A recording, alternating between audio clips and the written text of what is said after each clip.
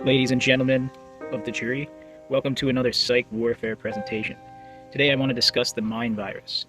So what does it mean to be a victim of the mind virus? It doesn't necessarily mean that there's something wrong with you. It means you were not taught how to behave properly, or you may not know who you even are, because you've been misled by the follower's mindset.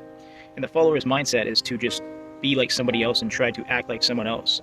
And that's why somebody who tries to be like other people, like a destiny swapper or something like that, like a copycat, like a 2.0 version of what could never be, is a victim of the mind virus because they don't know who they are. So they try to take on the persona of somebody else, but they come up as an epic fail.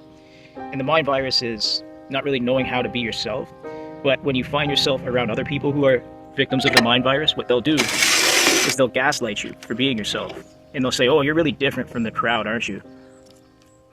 You don't behave the way me and my friends behave. Why don't you act more like us? Why can't you be more like us? Why can't you conform? The reason why is because you're not a victim of the mind virus, but they are. See how that works? So if you do not have an original thought, if you do not develop your own creativity, talent, and skills, if you do not draw inspiration from within, then you're a victim of the mind virus because you need other people to tell you what to do. You need other people to tell you how to act.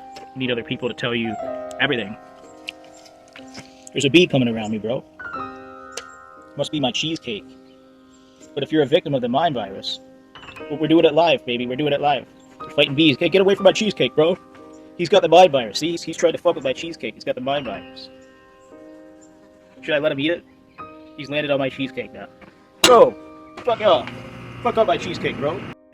I apologize for the interruption. That bee did not want to let me be. But let's get back to what I was talking about. If you don't know who you are, because you haven't done any soul searching, you haven't discovered the person who you were always meant to be, you're just going to conform to other people.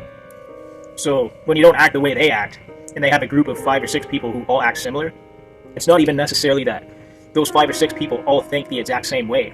It's that they all act the same or conform to a specific idea or narrative because they don't know how to think for themselves. Or they do, but they're scared to because they might discover who they actually are. But when you discover who you actually are, you're going to find you don't really give a fuck if people like or dislike you. But they're not going to like or dislike you any more or less. If you follow a narrative of 5 or 6 different people, that's why you might as well just be who the fuck you are. And when somebody says some shit like, you don't fit in with the crowd and you're different. You're not any different from anybody else, you're just your own person. But a basic bitch or a dumb fuck develops a simple subconscious which is transferred to many different people throughout a group setting, and they're all a bunch of dumb fucks because they're victims of the mind virus.